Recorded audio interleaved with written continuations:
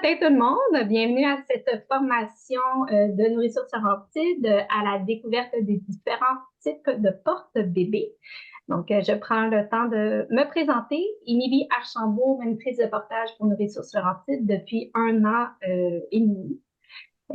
Sinon, ben, maman de 2 jeunes enfants. Donc, oui, j'ai porté également mes enfants grâce à une certaines vidéos YouTube que jadis dans le temps, j'ai vu que ben, c'est bien beau des vidéos, mais ça, là, c'est limite. Donc, avec la formation, on a découvert beaucoup de trucs qu'on s'est dit de « Ah, pourquoi j'ai pas su ça quand mes enfants étaient petits? » Et ben, c'est pour ça qu'on est là. Ce matin, on vous partage tous nos petits trucs à découvrir, puis on espère fort que ça va vous aider. De mon côté, je me présente aussi Gaëlle, euh, qui est monitrice de portage depuis plusieurs mois maintenant, employée chez Nos Ressources Laurentides depuis presque 2 ans. Donc, 2 jeunes enfants aussi. J'ai porté à mon tour. Par contre, j'étais plus du type découragée du portage. Donc, suite à cette formation-là, mais c'est certain que j'aurais aimé avoir tous les trucs qu'on a maintenant. Donc, cette présentation-là m'aurait été bien utile. Alors, on peut commencer, Émilie, quand t'es prête. Juste pour vous dire, si vous avez des questions par rapport au modèle qu'on présente, ça va nous faire plaisir d'essayer d'y répondre. Vous êtes invité à écrire vos questions dans le chat, mais si c'est plus d'ordre personnel, ben, on va attendre à la fin de la formation, si ça va pour vous. C'est bon? Les 2 visages que je vois, tout le monde est prêt? Génial.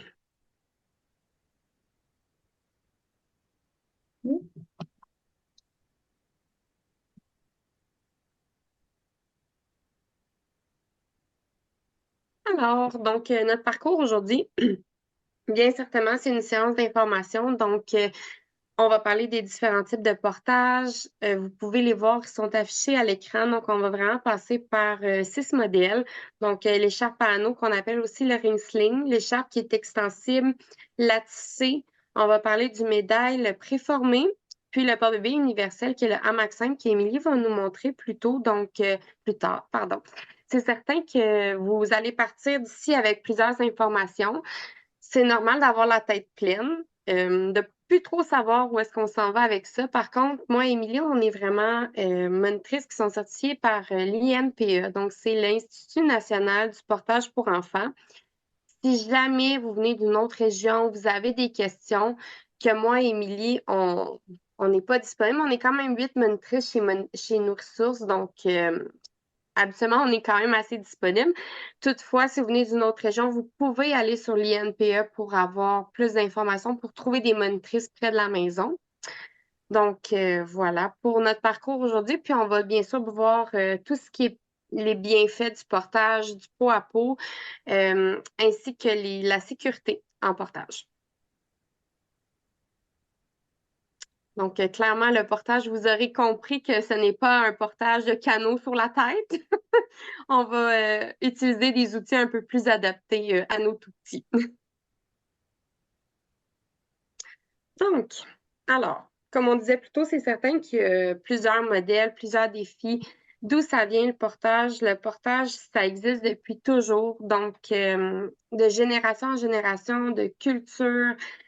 C'est sûr qu'en Occident, on a perdu un peu ça avec l'arrivée de tous les gadgets qui nous sont proposés.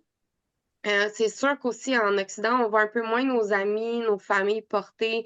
C'est moins culturel chez nous, par exemple. On a des tribus amazoniennes un peu plus éloignées qui, eux, c'est assez beau comme tradition. Ils vont choisir une écorce d'arbre quand ils sont à la naissance de leurs enfants. Puis cette écorce d'arbre-là va servir de balançoire. Donc, ils vont vraiment l'accrocher sur eux. Puis l'écorce va perdurer dans toute l'enfance de cet enfant-là. Puis l'arbre va rester significatif pour la famille. Donc, pour eux, ça, vous voyez, c'est de génération en génération. Donc, c'est vraiment des super belles traditions. Mais là-bas, tout le monde porte. Il y a pas de poussette qui existe, puis il n'y a pas plein de gadgets. Donc, ça reste que le portage, quand on porte notre bébé dans nos bras, c'est du portage. Alors, vous, maman, que je vois balancer depuis tantôt, ben, on fait du portage. C'est juste qu'on n'a pas d'outils associé à ça. Donc, le portage, c'est vraiment, on répond à un sentiment de sécurité, de proximité avec notre bébé. Donc ça, maman, papa, on peut parler d'une éducatrice, de grands-parents aussi qui sont présents dans la vie de nos enfants, des membres significatifs pour eux qui vont vraiment venir porter bébé. Ensuite de ça, c'est certain que le porte-bébé, c'est super parce que ça peut nous permettre de faire nos activités, de faire notre vaisselle, notre ménage, mais il ne faut pas oublier non plus que l'important, c'est de se reposer avec notre bébé quand on peut le faire. Donc, si c'est pour aller prendre une marche, nous faire sentir bien, nous aussi, ben, c'est certain qu'on va le faire de cette façon-là. Donc, il ne faut pas juste voir le porte-bébé pour faire nos tâches ménagères. C'est super important parce que ça répond bien sûr à un besoin qui va être physique, psychologique, autant de l'enfant que du parent. Vous avez sûrement aussi déjà reçu en cadeau ou deuxième main des porte-bébés. Donc, quand on reçoit un porte-bébé, qu'est-ce qu'on fait? C'est qu'on va voir sur YouTube. Hein? Notre YouTube, c'est notre ami premier quand on reçoit un porte-bébé. Puis là, ben, on cherche, on fait pause, on fait play, puis là, on se décourage. Et puis là, c'est là que la poussette rentre en jeu. Donc, la poussette, on va pas la. C'est pas le démon non plus, hein. La poussette, on l'aime, c'est pratique. Par contre, ça peut répondre un peu moins à certains besoins de proximité chez certains enfants. Donc, dans ce temps-là, le portage va rester la solution numéro un enfant qui serait un peu plus irritable. Ça va être bon, en fait, le portage dans tous les cas là, pour venir apaiser un enfant. Et on vous conseille aussi de commencer le plus tôt possible, sera le mieux. On continue avec les bienfaits autant pour l'enfant que pour le parent. Ben, chez le parent, avec Gaëlle le dit, ça répond aux besoins de proximité, donc ça répond à son besoin de sécurité. Notre bébé va être moins agité, il va avoir moins de pleurs et il va plus facilement tomber en sommeil profond. Et c'est dans le sommeil profond qu'il y a une plus grande quantité d'hormones de croissance. Fait que nos bébés qui sont en sécurité bien blottis sur papa, maman, dans un porte-bébé, qu'on a pris le temps de pratiquer, qu'on est à l'aise avec, ben, notre bébé va se sentir également détendu, va faire des belles grosses siestes, ou sinon, ben, quand il va être en éveil calme, il va être plus disponible pour regarder son environnement, découvrir son environnement, et ça va permettre à son cerveau de faire un petit peu plus de connexion dans ce temps-là quand il est en moment d'éveil calme et en sécurité dans les bras de papa et de maman. Ça aide aussi au développement moteur de l'enfant. Les compétences, le développement de compétences de marche de bébé, oui, il le fait au sol en faisant le fameux tummy time, là, le bébé qui fait le ventre contre le sol, puis on a l'impression qu'il fait des push-ups, mais il développe également aussi ses compétences de marche dans les bras de maman et de papa. Je vais essayer de le montrer. On parle souvent de position physiologique pour l'enfant. Donc, on va essayer de descendre la caméra. Pour savoir c'est quoi la position physiologique de l'enfant, imaginez un bambin de 2 ans qui joue dans une flaque d'eau. Donc, on voit vraiment les genoux légèrement plus hauts que les hanches, le dos arrondi, les fesses ressorties. En ce moment, je vous l'avoue, je suis moyennement confortable en tant qu'adulte, mais un enfant est hyper confortable dans cette position-là. Donc, quand vous essayez un porte-bébé, rappelez-vous toujours cette position-là de bambin de 2 ans qui joue dans une flaque d'eau. Et qu'est-ce que ça fait, le fait que les genoux sont légèrement plus hauts que les hanches? Ben, les hanches de nos bébés, ils sont encore super malléables. On fait souvent la comparaison avec les fontanelles de nos bébés, là, que la tête est encore très malléable. C'est la même chose pour les hanches pour pouvoir passer par les voies basses. Puis en étant dans cette position-là, donc les genoux légèrement plus hauts que les hanches, ben, ça permet justement, je vais sortir mes gros mots, donc on a les hanches de bébé, on a l'acétabulum, on a la tête du fémur, le gros os dans la cuisse, et en étant dans cette position physiologique-là, en portage, ben, ça permet tranquillement pas vite d'aller à la tête du fémur, de faire sa place dans l'acétabulum et de s'ossifier. Donc, oui, ça répond au développement moteur de nos cocos. Et ça répond aussi au développement cognitif. Donc, on l'a dit tantôt, quand bébé est en éveil calme, il est plus disponible pour voir son environnement, mais en même temps, en étant dans les bras de papa, de maman, dans un outil de portage, il est à la hauteur de la tête de son porteur. Donc, il voit les mimiques, il voit les expressions faciales, il voit papa, maman parler. Et donc, ça lui permet lui aussi d'apprendre à parler, à babiller, à voir des expressions faciales, à voir le visage des autres adultes, des autres êtres humains avec qui papa-maman discute. Donc, ça développe son côté social. Versus si on fait la comparaison, quand bébé est en poussette, va pas voir des beaux genoux d'adulte, c'est un peu moins intéressant. Donc, n'hésitez pas à porter vos bébés pour aider au développement cognitif, langagier, affectif et social de vos enfants. Pour le parent, ben oui, on dit, on va le voir tantôt, le pot à pot, ça permet de se remettre tranquillement de l'accouchement pour maman.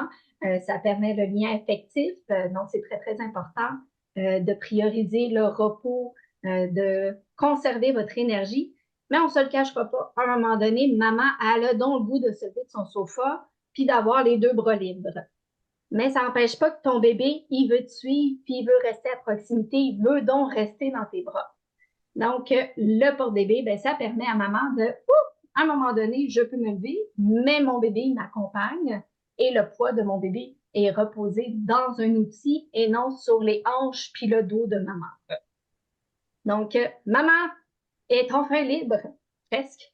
Elle a deux bras libres et son dos puis ses hanches remercie grandement le porte-bébé parce que le poids de bébé est déposé dans l'outil et non sur le corps de cette pauvre maman-là. Donc, ça développe le lien, la confiance, le sentiment de compétence parentale des parents. Donc, on a un bébé reposé à côté sur le parent. Puis, ben, c'est sûr, en ayant un bébé, un enfant calme sur nous, ben, on se sent un petit peu plus compétente, plus reposée. Et la vie est belle dans ce cas-là. Puis, bien sûr, ben, ça favorise le lien d'attachement, ça aide grandement à l'allaitement. Donc, avoir un bébé dans les bras, ben, on voyait notre chère maman tantôt qui se balançait. Et je ne sais pas pour vous, mais quand je vais magasiner puis j'ai un sac de farine dans les bras, automatiquement, je me mets à me balancer aussi. Là. Fait que c'est d'avoir un poids d'enfant dans les bras, ben, ça nous fait sécréter de l'oxytocine. Et l'oxytocine, ben, c'est le meilleur ami de l'allaitement et du lien d'attachement. Là.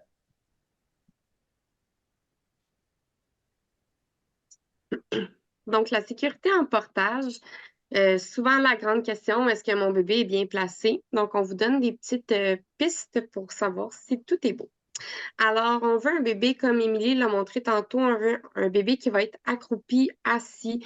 Donc, pour vraiment venir soutenir la base, on veut un bébé qui est solide dans le porte-bébé. À la hauteur de bisous pour le B. Donc, on veut un bébé, j'ai pas besoin de me pencher, j'ai pas besoin de me faire mal au cou, il est déjà là, il est à la bonne place.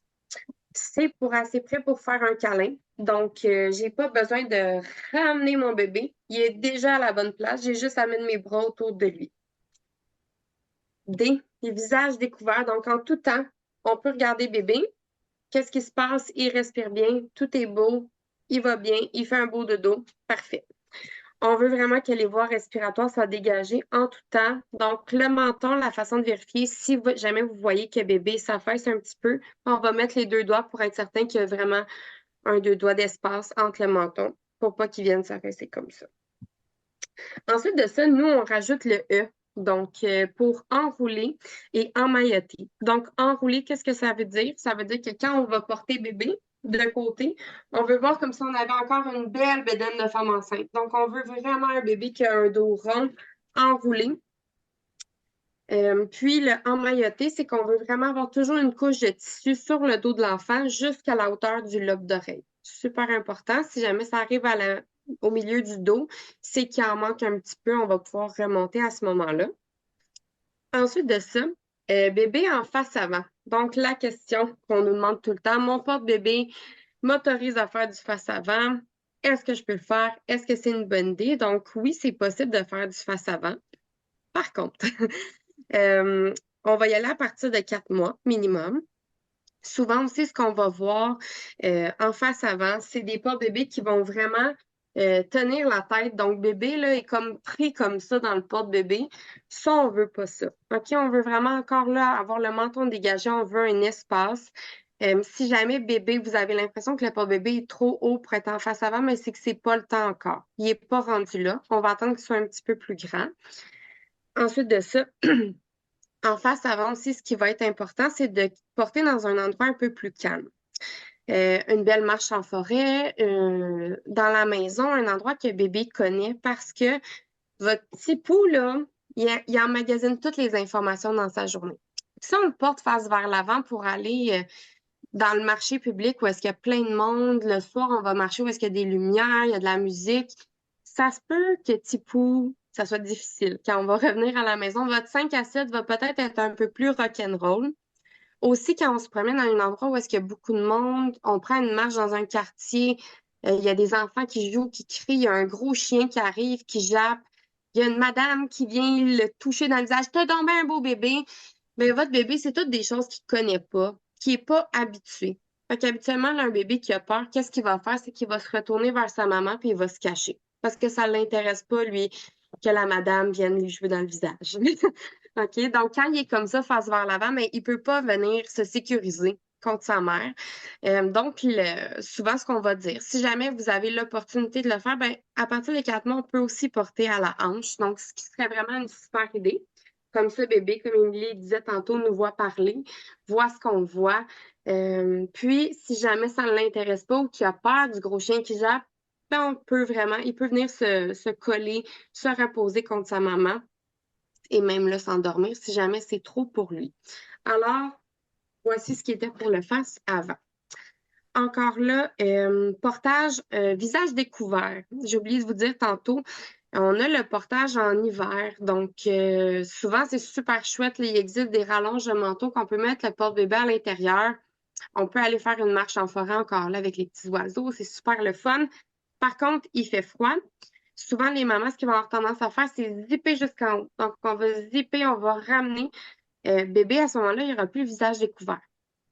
Donc, il va avoir une moins bonne oxygénation dans le manteau. Alors, on aime mieux que bébé soit découvert, mais qu'il y ait des petites joues rouges. Après ça, on rentre. On peut juste diminuer la marche si jamais il fait trop froid. Mais on aime mieux qu'il y ait le visage à découvert pour éviter justement qu'il y ait de un trop chaud et que l'oxygène ne passe pas bien. Ensuite de ça, la même chose pour l'allaitement en été. Si jamais vous sentez qu'il fait trop chaud, ben c'est sûr que vous pouvez un peu découvrir bébé. Il existe aussi des porte-bébés qui sont plus légers, donc un peu comme en maille qu'on appelle ou en lin, que ça peut être plus facile de porter l'été. Par contre, on y va avec notre logique. S'il fait trop chaud pour nous, que bébé, ça va plus bien, ben on rentre, on prend une pause tout simplement. Après ça, pour les mamans qui allaitent, donc il y a l'allaitement en portage au niveau sécuritaire. Encore là, on va attendre un 4 mois. Donc, Émilie, voulais-tu nous montrer un exemple d'allaitement en portage? T'as-tu enlevé le... Ben oui, mais je m'en allais pas tantôt, cette démarche. Ah, OK, non, c'est bon. Donc, l'allaitement en portage à partir de 4 mois, si jamais votre bébé aurait un retard de croissance ou que la santé va pas bien, quand on dit le 4 mois, c'est vraiment un bébé qui sera en santé. Si jamais votre bébé présente un autre sphère de santé qui va moins bien, bien là, on va se référer au médecin traitant directement pour s'assurer qu'on peut faire le portage en sécurité puis qu'il n'y aurait pas de risque d'étouffement avec l'enfant. On répète Donc, souvent depuis tantôt le 4 mois, c'est parce que le risque de suffocation positionnelle est plus important entre 0 et 4 mois. Et à 4 mois, ben, bébé un petit peu plus de tonus. Il est plus en mesure de se maintenir sa tête, maintenir son cou. Donc, c'est pour ça qu'on dit souvent le fameux 4 mois. Alors, si jamais votre bébé n'est pas rendu là, ben, vous pouvez vous informer auprès d'un professionnel qui suit votre enfant. Donc, l'allaitement en portage, vous pouvez le faire. L'important, ça va toujours être d'être attentive quand vous le faites. Donc, l'allaitement, toujours à la verticale. OK, on ne veut pas avoir un bébé en banane comme ça, en allaitement en portage. Si vous n'êtes pas en portage, il n'y a pas de problème, vous pouvez faire la madone. Par contre, quand on va allaiter en position verticale, ce qui est important, c'est d'avoir toujours un contact visuel avec votre bébé. On voit que tout va bien. Puis, on va venir simplement lousser au niveau du porte-bébé. On allaite. Puis quand on allaite en portage, c'est comme quand on allaite dans la vraie vie. On prend une pause, on allaite, puis après, on recommence. OK? Fait que vous ne continuez pas à ranger votre vaisselle. Pas une bonne idée. On reste vraiment attentif. Puis Aussitôt ensuite, que le bébé a oui, terminé de boire ou qu'il tombe endormi, on le ramène à la hauteur de midi. oui. Dernier petit point pour le ABCD, pour la sécurité en portage. Donc, le portage au dos, ça aussi, ça va être une question qu'on se fait souvent poser. À partir de quand on peut porter au dos? Donc, au Québec, en Occident, on va porter au dos, on va commencer quand un bébé a un bon tonus, quand il va être solide, qui peut passer de la position couché à assis. Seul. Seul. Seul. C'est sûr que dans certaines générations, certaines cultures, on pense aux mamans africaines qui, en Afrique, portent en pagne au dos dès la naissance. Mais ça, c'est vraiment génial. Mais comme je le disais tantôt, tout le monde porte au pagne au dos, en pagne au dos. Donc, que ce soit la grand-maman, le village au complet, c'est comment ça marche. Donc, si jamais il arriverait quelque chose, ta voisine peut venir te replacer. Donc, c'est pour ça que vraiment, ici, question sécurité, il n'y a personne dans la rue qui va te dire ton bébé, il n'est pas bien placé dans ton dos. C'est pour ça qu'on attend vraiment un, qui passe de la position couchée à assis tout seul au niveau du dos. Oui, trucs et astuces pour le porteur.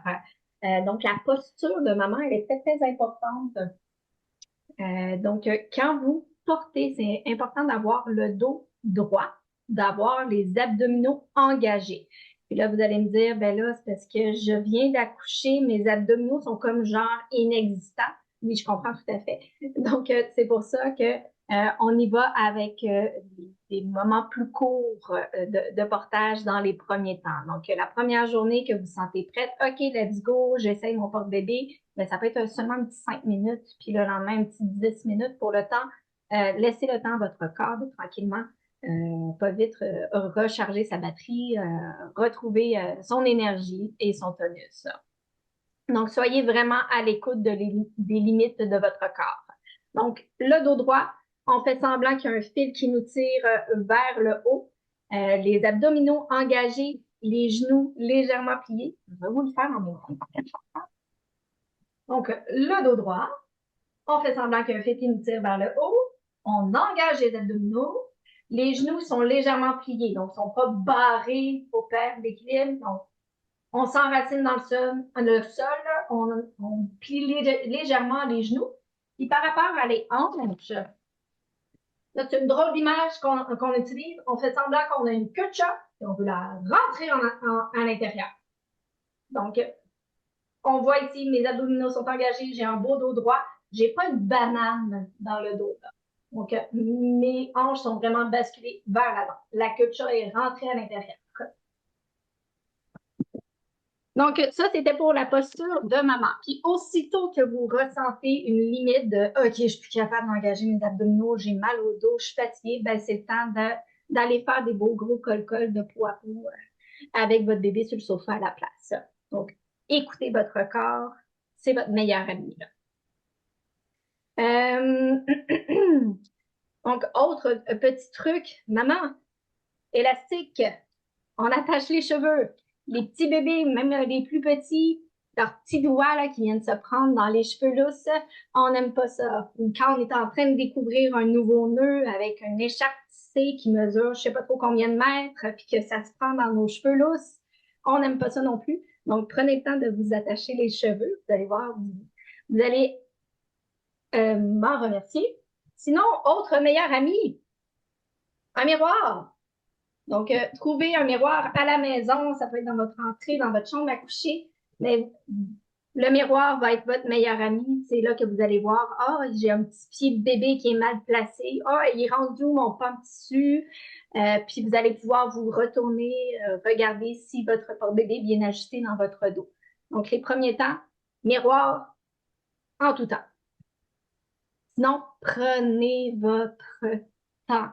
C'est pas le concours de je vais terminer mon nœud le plus rapidement possible parce que mon bébé pleure puis je veux que ça soit terminé. Non, si bébé pleure, ben, on a le droit de prendre des pauses, puis le temps que bébé s'habitue à ces nouvelles sensations-là. Si bébé s'exprime et dit Hey, j'aime pas ça, c'est nouveau, je suis pas sûre, ben on le berce, on chante, on prend une pause, même si notre porte-bébé n'est pas encore attaché au complet. Puis c'est peut-être pas le bon moment non plus de prendre rendez-vous avec belle maman, grand-maman pour aller faire du magasinage puis qu'elle nous attend dans 5 minutes dans l'auto. Là. Donc, les premiers temps qu'on essaie un nouveau porte-bébé, ben, choisissez un moment de la journée que vous avez une bonne énergie, que votre bébé est en éveil calme, que tous les deux vous êtes disponibles et prêts et patients à essayer cette nouvelle aventure-là qui est le portage. Sinon, comment s'habiller en dessous? C'est peut-être pas le bon moment de mettre un gros coton à thé. Ça paraît pas, mais ça dégage la chaleur, ces belles petites bêtes-là. Donc, un petit chandail léger, une camisole, puis au pire, vous mettrez une veste par-dessus le porte-bébé après avoir ajusté votre nœud. Sinon, petit truc, comment prendre bébé? Ça a l'air niaiseux comme question, mais c'est une petite notion. Puis je fais toujours mon mea culpa à ce moment-là que, ben oui, jadis, je prenais mon bébé en dessous des bras comme ça. Qu'est-ce que ça fait? Ben, ça fait que mon bébé, sa base n'est pas soutenue et ça réveille son réflexe de Monroe. Le fameux réflexe de j'ai peur de tomber, qu'est-ce qui se passe, où est-ce que je m'en vais? Donc, on a un bébé hyper tendu et pas très prêt à essayer une nouvelle patente avec le nouveau porte-bébé que vous avez. Donc, pour avoir un bébé détendu qui se sent en sécurité, je vais vous montrer avec mon petit bébé. Et voilà. Donc, on a un bébé couché sur le sol, sur le lit, en autant qu'il y a un adulte à proximité. On vient mettre 4 doigts en dessous des fesses. Le pouce vient soutenir une cuisse. L'autre main vient à la base de la nuque. Et on vient donner un bisou à notre bébé. Donc, qu'est-ce que ça fait? Ouh, j'arrive. J'ai un bébé qui, en tout temps, est resté proche de son porteur, de papa, de maman, et en aucun cas, il a eu peur de tomber. Donc, on va avoir un bébé en éveil calme ou qui va rester endormi s'il est endormi. Donc, il va être détendu et prêt à commencer l'aventure de portage comme ça. Donc, on prend une main à la base des fesses, à la fourche, une main à la base de la nuque, puis on vient donner un bisou, puis on garde notre bébé à proximité. Et avant de commencer le portage, n'hésitez pas à monter votre bébé haut sur votre épaule, comme si vous alliez lui faire un row. Vous allez voir, ça va être plus facile de faire rentrer ses petits orteils dans le porte-bébé. Et voilà! Je vais aller rechercher ça.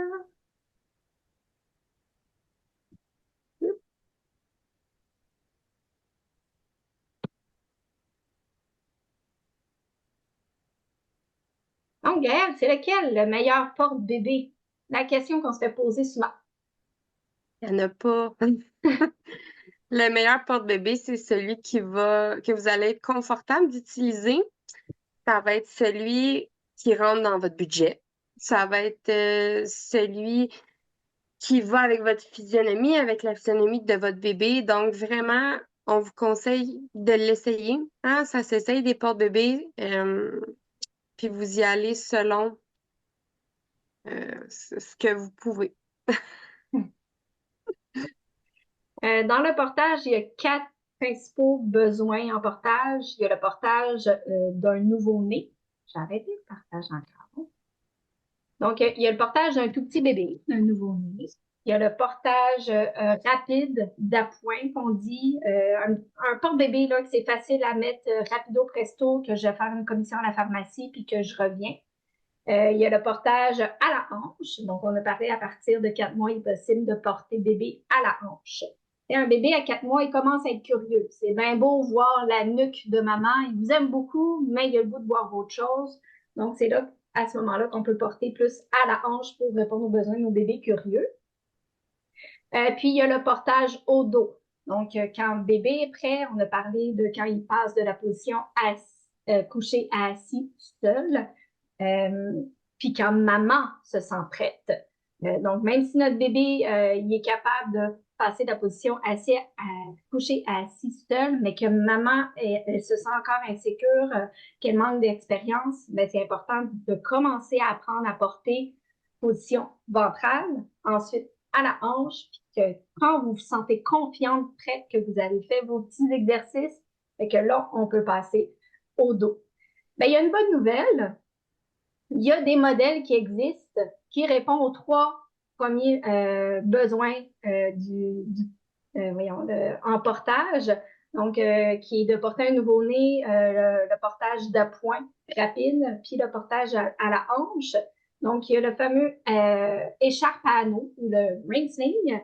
Il y a l'écharpe tissée, puis il y a la hamac 5 qu'on va voir tantôt. Donc, il y a possibilité d'avoir un modèle de porte-bébé qui répond à plusieurs besoins en portage. Mais comme Gaëlle le dit, c'est important de trouver le porte-bébé qui répond à votre besoin selon votre budget.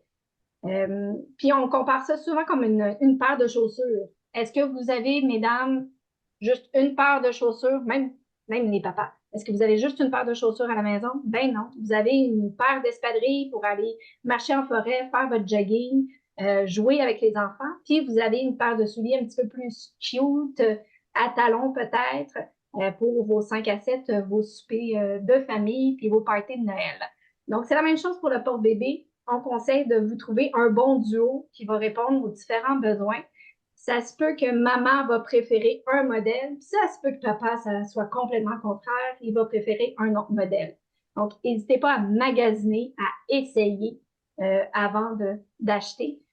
Puis là, je sais que nos familles sont super gentilles, ils nous donnent des porte-bébés. Mais si ça vous convient pas, ben, vous leur dites un gros merci, mais ça me convient pas. Puis vous allez magasiner votre porte-bébé qui vous convient à vous, que vous l'aimez d'amour, parce qu'on s'entend, ça va vous aider souvent et plusieurs fois par jour. Pardon. Puis comme on l'a dit tantôt, ben, si jamais là, vous avez besoin d'être éclairé dans votre magasinage, dans vos choix de porte-bébé, ben, les monitrices de portage, on est là pour ça. On est là pour vous aider, vous éclairer, vous outiller selon vos choix, vos valeurs, puis votre budget. Donc, n'hésitez pas à nous contacter, nous écrire, nous appeler. Il y a possibilité de prendre un rendez-vous pour un atelier portage privé, pour participer à des ateliers de groupe qui reviennent chaque mois. Donc, les groupes varient entre 2 et 4 familles. Sinon, on offre aussi le service de porte-à-tech. Donc, c'est possible de louer un porte-bébé à Nourriture sur Antide pour une journée, une semaine, un mois, l'essayer, faire « Ah, ben ouais, je l'aime, c'est correct, je vais acheter ce modèle-là » ou « Ah non, c'est pas tout pour moi, je vais aller vers un autre modèle. » là. Donc, n'hésitez pas, le service existe.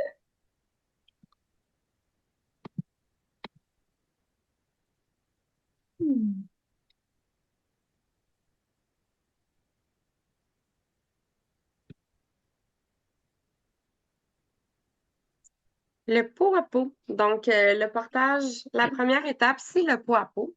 Alors, du moment où on va mettre bébé sur nous à la naissance, c'est là que ça commence, cette belle aventure. Alors, ne pas oublier que vous êtes le premier habitat naturel de bébé. Alors, bébé, il vit une transition quand il passe de la bédaine de maman à son torse. Alors, la poitrine, c'est là que les sens vont s'éveiller. C'est là que bébé va commencer, tantôt on en parlait, à s'agripper. C'est là qu'il va avoir le premier allaitement souvent. si c'est ce que la famille désire, c'est là qu'on va venir chercher la chaleur, le lien d'attachement qui va se créer aussi. Donc, le pot à pot, c'est la base de tout, c'est le plus important. Donc, si vous pouvez en faire le plus souvent possible, si c'est possible d'en faire un minimum à la naissance de 2 à 3 heures, on le fait. Des fois, c'est pas possible parce qu'il y a une séparation maman-bébé. Par contre, si jamais vous avez une séparation ou que vous en avez pas, on peut poursuivre à la maison. En fait, on vous conseille fortement. Le pot à pot va être là pour les poussées de croissance, va être là quand bébé ne file pas. Vous vous sentez un peu moins bien. Ben, on fait du pot à pot. Hein, le pot à pot, c'est bon pour la dépression postpartum, c'est bon pour créer de l'ocytocine. C'est vraiment votre outil numéro un. La maman a des super pouvoirs quand elle allait aussi. Donc, ça s'appelle la thermorégulation. Alors, si jamais votre bébé a froid, votre bébé a chaud, la poitrine de maman, le torse va vraiment venir descendre de quelques degrés et augmenter de quelques degrés aussi pour répondre, combler les besoins de bébé en termes de chaleur. Il y a un échange de bactéries qui va se faire. Donc, ça, c'est génial. Papa aussi peut faire du pot à pot par la suite quand on parle de la naissance. Maman en premier, papa ensuite. Papa, c'est une chaufferette naturelle. OK? Fait que si jamais bébé fait de la fièvre, on ne le met pas sur papa. Par contre, le pot à pot va permettre que ça soit sur papa ou maman des dodos qui sont ultra réparateurs pour l'enfant. Donc, ça va aussi permettre à maman de se remettre de son accouchement, cicatriser. On parle aussi des lochis qui sont vraiment diminués quand on fait du pot à pot. Donc, quand vous vous installez, moi je le dis tout le temps, là, on prend notre petit bac, on met des couches, des lingettes, des collations, de l'eau, tout ce que ça nous prend pour rester un minimum d'une heure avec notre bébé. Et le pot à pot, vous pouvez en faire tant que vous voulez. Hein? Il n'y a pas de minimum, il n'y a pas de maximum.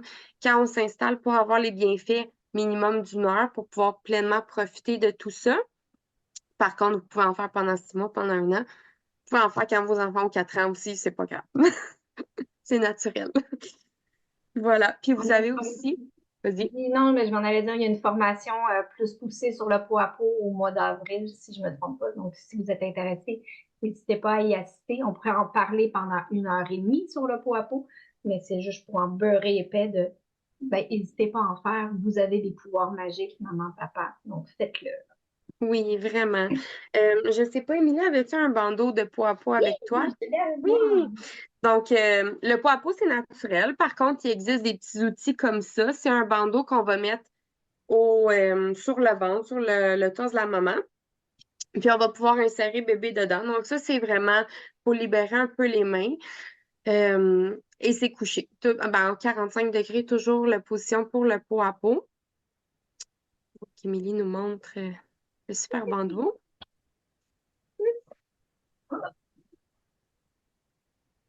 Donc, Gaëlle le dit, le pot à pot, c'est en position allongée à 45 degrés. Aussitôt qu'on se lève debout, ce n'est plus du pot à pot, c'est du portage. Puis les outils qu'on vous montre de pot à pot, il y a des chandails qui existent, il y a des fameux bandeaux comme ça. Mais ce n'est pas des outils de portage. Donc, si jamais vous avez besoin de vous lever, ben, c'est important de tenir votre bébé à 2 mains parce que ce ne sont pas des outils de portage. OK. Dans le fond, est-ce qu'on en a absolument besoin d'un bandeau? Ben non, vous pouvez tout simplement tenir votre bébé avec vos bras positionnés sur le dos de bébé. Par contre, quand on fait du pot à pot, ben, on sécrète de l'oxytocine, on sécrète de l'endorphine, donc c'est facile de partir dans partir faire une belle sieste, s'endormir, faire des beaux gros dodos. Puis qu'est-ce qui arrive avec nos bras? Ben, ça se peut qu'ils glissent et lâchent bébé. Donc, pour éviter des chutes, on a ces outils-là qui existent, mais sinon, c'est hyper important d'avoir un adulte à côté éduqué en pot à pot pour surveiller maman, bébé ou papa, bébé qui font du pot à pot pour s'assurer que les deux sont en sécurité là, pendant que le parent qui fait du pot à pot, s'il s'endort, ben oui, il a le droit, c'est le fun.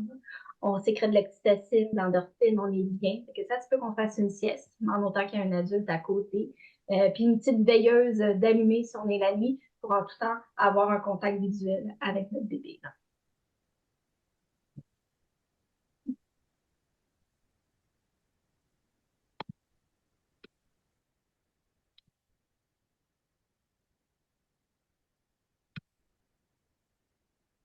Donc, on était rendu. Est-ce que vous êtes prêts? On se lance dans les différents modèles de porte-bébé. Enfin! Oui! Alors, commençons par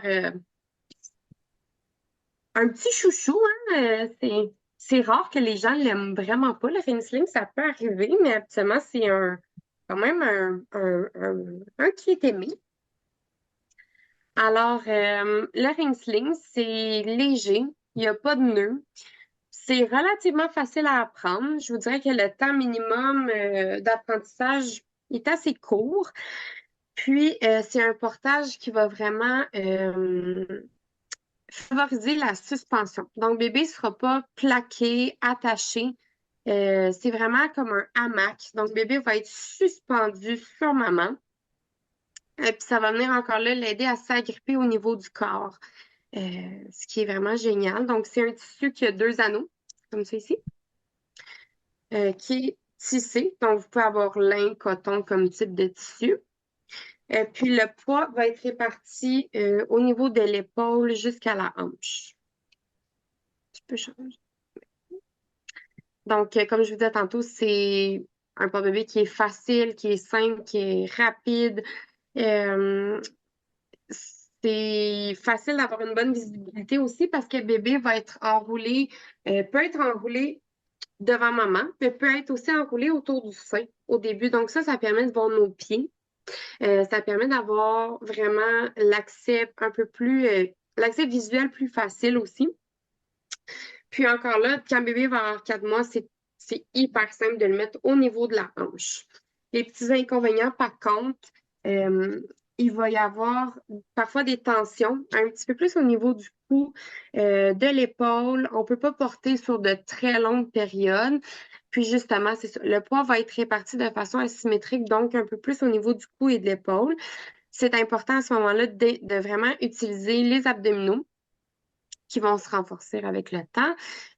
Puis aussi, un petit point positif avec le Ringsling, c'est qu'on ne vient pas serrer la taille. Donc, dès le jour 1, on pourrait porter avec le Ringsling parce que justement, au niveau du plancher pelvien, du périnée, on ne vient pas faire l'espèce de tube de dentifrice au niveau de la taille. Donc, il n'y a rien qui serre. Puis, ça va permettre une meilleure réhabilitation. Oui, fait que si ça va pour vous, on va faire une petite démonstration de ring sling, d'écharpe à anneaux. Donc, oui, dans notre cas, on dit c'est facile, c'est fun, c'est rapide, mais quand même, laissez-vous le temps d'apprivoiser ces belles petites choses-là. Ça se peut que les premiers temps, vous perdez patience, mais laissez-vous le temps d'apprendre. Donc, la première fois que vous allez le faire, oups, ça se peut que ça ne fonctionne pas à votre goût, mais lâchez pas, réessayez une deuxième fois. Ça répond vraiment à plusieurs besoins de nos bébés, peu importe leur âge. Donc, les anneaux, qu'est-ce qu'on fait avec ça? En premier lieu, on décide de quel côté on veut placer notre bébé, parce qu'on l'a dit, on peut le porter de façon ventrale, oui, mais on peut le porter de façon décentrée, donc enroulé autour d'un ou l'autre des seins, puis à 4 mois à la hanche. Donc, je vais vous le faire comme si je voulais porter mon bébé de ce côté-ci. Donc, si je veux porter le bébé de ce côté-ci, ben, les anneaux vont aller à l'épaule opposée. Donc, je viens déployer ma belle écharpe. Les anneaux viennent au niveau de l'épaule, donc légèrement en bas de l'épaule. Le petit défi de ce porte-bébé-là, c'est les anneaux qui ont tendance à descendre. Donc, ça va être important de les remonter en tout temps un petit peu en bas de l'épaule. Jusqu'à quel âge c'est possible le ring sling? Je viens de voir une belle question. Une belle question. Donc, c'est possible dès la naissance jusqu'à bambin. Les muscles de maman le corps de maman va se muscler selon le poids du bébé. Donc, le plus tôt que vous commencez, votre corps, tranquillement, pas vite, va s'adapter au poids de votre bébé. C'est sûr, si vous montrez à grand-maman à le ring sling avec un bébé de 9 mois, elle va peut-être faire ouf, c'est lourd d'un côté, parce que son corps n'est pas habitué. Mais par contre, si vous commencez dès la naissance, ben, votre corps va s'habituer tranquillement, pas vite, au poids de votre bébé qui va changer tout au long de l'année. Et donc, il y a possibilité de porter bambin enfant Parce que je ne vous le cacherai pas, vos petits bébés, même à 4 ans, ils vont faire « Maman, prends-moi dans tes bras ». Et vous allez l'aimer, votre porte-bébé, même à 4 ans également. Donc, j'espère que ça a répondu à la question. L'anneau en hauteur, l'écharpe bien déployée dans le dos, parce que c'est important pour maman d'être confortable. Donc, assurez-vous qu'elle est bien déployée, qu'on n'a pas une belle grosse corde inconfortable. Et là, j'ai une belle cape de super-héros. Pour ramener le tissu, on va faire l'accordéon. Donc, avec mon pouce et mes 4 doigts, je vais tranquillement, pas vite, ramener le tissu. Pourquoi je fais ça puis que je fais pas juste l'attraper d'un seul coup? Ben, qu'est-ce que ça fait? Ben, ça risque peut-être de se plier, de se tortiller dans mon dos. Et on veut pas ça. Donc, on fait la méthode de l'accordéon. Une fois que j'ai tout le tissu dans ma main, je viens le rentrer dans mes 2 anneaux en passant par en dessous. Donc, je passe le tissu au complet et c'est ce qui va créer ma balançoire, que c'est ici que bébé va venir s'asseoir. Donc, on remarque le tissu, il passe par en avant et il ressort comme une serviette de salle de bain dans l'anneau. Puis, on s'assure que l'ourlet du haut, c'est le même ourlet en haut de l'autre côté de l'anneau et l'ourlet du bas. L'ourlet du bas, ben, ça va être l'ourlet qui va être plus proche de mon aisselle. Donc, une fois qu'il est passé au niveau des 2 anneaux, c'est là qu'avec mon pouce, mon index, je vais aller chercher l'anneau caché en dessous. Je vais le passer entre les 2 et je vais aller chercher le bout du pan de tissu qui pend en avant et je vais le rentrer entre les 2. Mais avant de le rentrer au complet, je vais aller me faire une belle petite fleur de balle de finissant pour m'assurer que j'ai les 2 ourlets bien déployés, qui ne s'est pas emmêlé. Parce que dans ce porte-bébé-là, c'est l'anneau qui va me permettre d'ajuster la hauteur. Si là, c'est emmêlé dans les 2 anneaux, ben, oups, on va être mal pris. Une fois que j'ai vérifié que j'ai les 2 ourlets qui ne sont pas emmêlés, qui sont bien dégagés, là, je peux le rentrer au complet. Et encore une fois, je remonte l'anneau. Pour savoir à quelle hauteur je fais ma balançoire, j'utilise mon creux de coude. Donc, ma balançoire, elle est là à hauteur de mon creux de coude. Donc, il y a certaines personnes qui vont rentrer carrément leur coude dedans ou tout simplement le pli de creux de coude. Pourquoi? Ben, parce qu'on tient nos bébés dans le creux de coude. Et c'est là que je vais aller chercher mon bébé.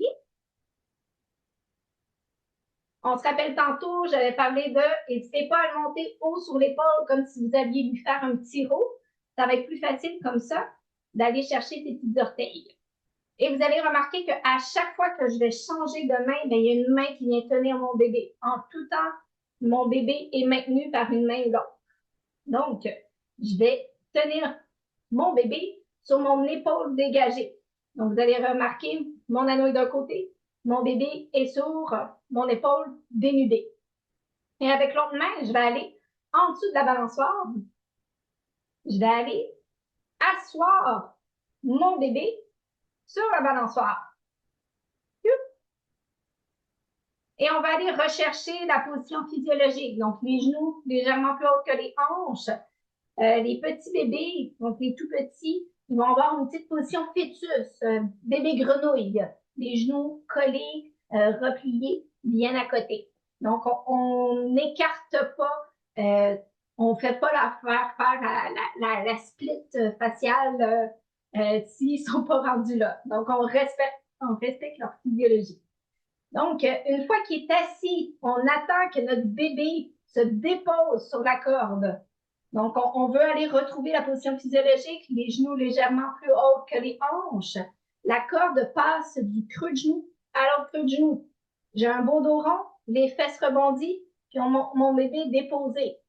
Si mon bébé, il est alerte, il pleure parce que j'aime pas ça, c'est nouveau, ben, il a le droit. On prend une pause, on danse et on attend que notre bébé soit détendu. On parlait tantôt des tribus éloignées en Amazonie. Ils utilisent une écorce d'arbre. Donc, ça ici, c'est du portage. Le poids de mon bébé est déposé dans la corde. Je pourrais rester ici, comme ça. Mon dos, mes hanches sont libérées.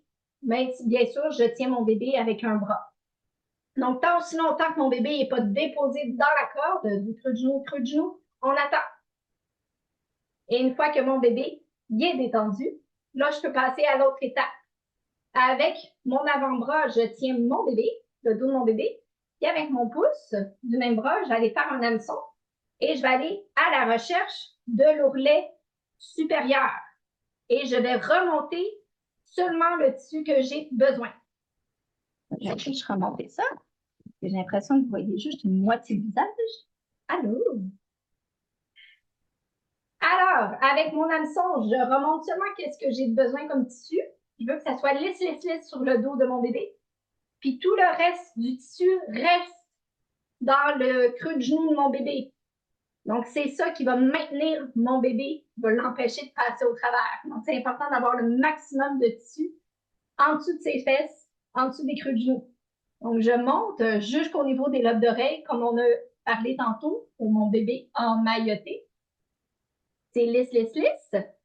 Le maximum de tissu du creux de genou à l'autre creux de genou. Et là, vu que j'ai un gros lousse, pour aller l'ajuster, je tiens mon bébé et avec cette main-là, je viens en dessous de mon bras, de mon aisselle, et je vais ramener tout le tissu proche de l'anneau. Ça va être plus facile de venir l'ajuster après. Donc, pour venir l'ajuster, je vais aller faire des vagues par en haut. Pourquoi je ne tire pas vers le bas? Parce que l'anneau va descendre, il va falloir tout réajuster. En faisant des vagues par en haut, ça aide à l'anneau à rester à sa place.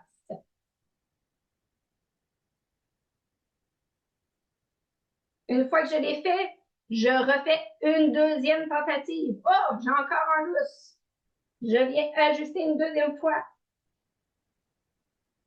Super. Et n'hésitez pas à vous tortiller, bouger les épaules pour que vous soyez, vous, maman, également confortable. On ne veut pas être hyper serré. Donc, confortable. On fait la même chose au niveau des fesses de bébé. Donc, je viens chercher le surplus de tissu au niveau de mon aisselle. Je ramène le surplus proche de l'anneau et je viens chercher l'ourlet qui est en dessous de mon bras. Donc, on se rappelle, celui-là, c'est au niveau, l'ourlet ici, c'est au niveau du cou de bébé. Ce ourlet-là, c'est au niveau des fesses de bébé.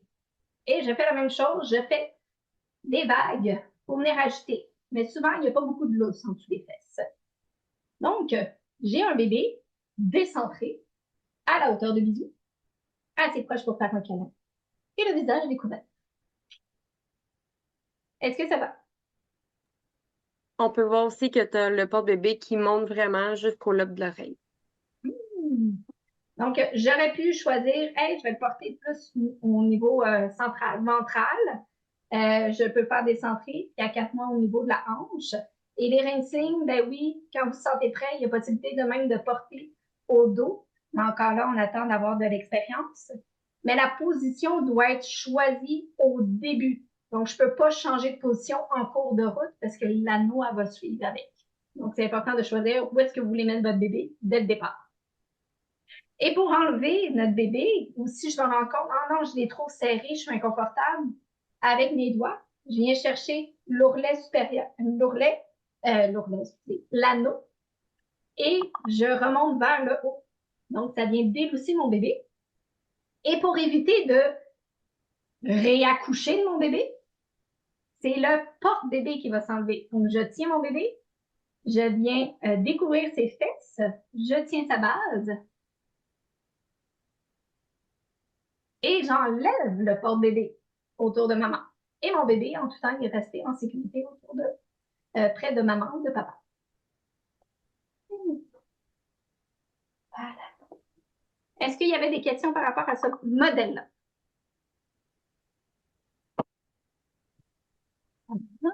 C'est bon. On va aller au prochain.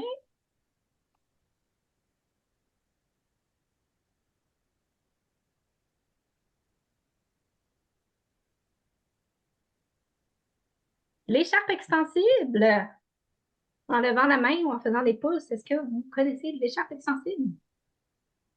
Oui? Super. Yay!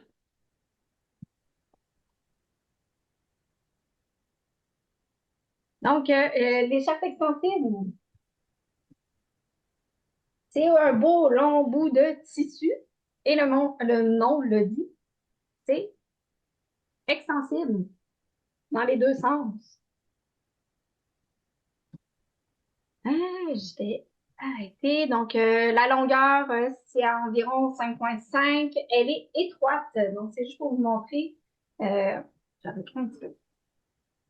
Donc, le bout de tissu, il est quand même étroit. C'est 45 à 50 cm. Si je vous fais la comparaison avec un écharpe tissé, je pense que mon écran n'est pas assez large. On parle de 70 cm pour Mais c'est l'écharpe ça. tissée. J'ai même pas assez de bout d'écran. Et côté tissu, ben, il est vraiment différent des charpes tissées. Donc, extensible, ça le dit, c'est extensible. Pour la sécurité de notre bébé, on veut 3 couches de tissu sur notre bébé pour qu'il reste en sécurité, versus l'écharpe tissée. À ce moment-là, je fais toujours toucher le tissu pour vous donner la comparaison. Un écharpe extensible, ça ressemble à un chandail. C'est confortable comme un chandail. Un écharpe tissé, le tissu est beaucoup plus épais. C'est en coton. C'est robuste. C'est qu'une seule couche est nécessaire pour la sécurité de notre bébé. Là. Donc, l'écharpe extensible, souvent, on va le commencer avec ce modèle-là nouveau-né. Donc, le temps d'apprentissage, il est moyen. Donc, c'est quand même un long bout de tissu, mais il est confortable. Puis, il y a 2 nœuds différents, habituellement, qu'on peut faire plus classique qu'on peut faire avec ce porte-bébé-là. Donc, il y a possibilité de porter ventrale, centrale ou décentré. Puis, donc, ça, oui, il y a c'est possible que notre bébé favorise l'enroulement, mais c'est pas optimal. Je vais vous le montrer tantôt pourquoi en faisant la démonstration. Donc, on l'a dit, confortable comme un chandail. Les inconvénients, ben, il y a un temps limité. Donc, aux alentours de 15-20 livres, ça se peut que sur votre étiquette, écrit c'est bon jusqu'à 30 livres. Mais souvent, les mamans d'expérience aux alentours de 15-20 livres, ils vont dire, ben, j'ai beau essayer de l'ajuster, j'ai une grosse poche de patates entre les deux jambes au bout de 5 minutes. Oui, c'est extensible, fait que nos bébés, quand ils sont rendus à peu près aux alentours de 20 livres, ben, c'est pas mal la limite du tissu extensible. Il est un petit peu moins versatile que l'écharpe tissée, donc le nombre de nœuds est un petit peu plus limité. Mais c'est un bon départ pour les parents qui veulent apprendre à faire du portage en écharpe. Là. Donc, donc, ça ne permet pas le nouage au dos. Donc, si ça va pour vous, je vais vous montrer le nœud un petit peu plus classique que les parents vont débuter. Donc, pour se retrouver dans ce bout de tissu-là interminable, ben, les fabricants, ils sont gentils, ils nous ont mis un marqueur central. Donc, on utilise un marqueur central pour retrouver le milieu. Et on va venir faire une ceinture de bonhomme carnaval autour du bedon. On va venir croiser les pans de tissu dans notre dos.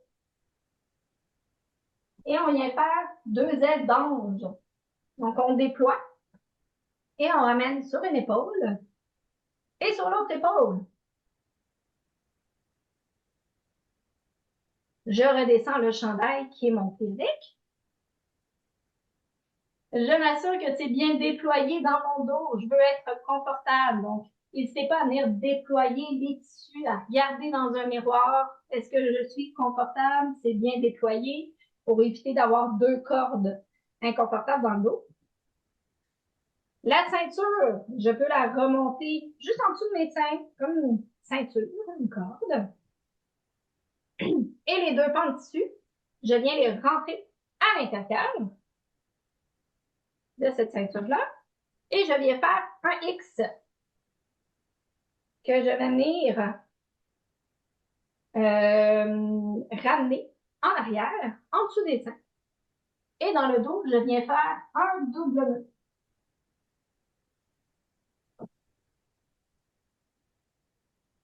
Donc, vous avez remarqué, je l'ai attaché assez serré près de mon corps parce que c'est extensible. Votre bébé va réussir à venir s'infiltrer dans ce tissu-là extensible. Et qu'une fois que j'ai fait ça, je m'imagine, je visualise mon bébé venir s'asseoir là-dedans, dans ce beau X-là. Je vais chercher le bébé. Et pour savoir de quel côté je commence, je vais commencer par le bout de tissu qui est plus proche de mon corps. Donc, on se rappelle, j'ai fait un X. Donc, mon pan de tissu qui est plus proche de mon corps, c'est ce côté-là. Oups, bébé, on va changer de place. Je le monte haut sur mon épaule comme si j'allais y faire un petit roux. Je tiens d'une main et mon autre main va aller en dessous du pan de tissu et va aller chercher une petite jambe. Et je viens l'asseoir dans un premier pan de tissu et je viens le déployer sur son dos. On se rappelle, on veut que la base soit du cru de genou à l'autre cru de genou. Même avec le premier pan de tissu, je change sa tête de côté, je tiens mon bébé d'une main et avec mon autre main, je vais en dessous du pan de tissu et je viens mettre l'autre petite jambe. Et je viens déployer du cru de genou à l'autre cru de genou. Et ma petite ceinture de bonhomme carnaval tantôt, ben, je viens passer mes deux petits pieds. Et c'est là que le miroir va être super important pour s'assurer que les petits pieds sont dégagés.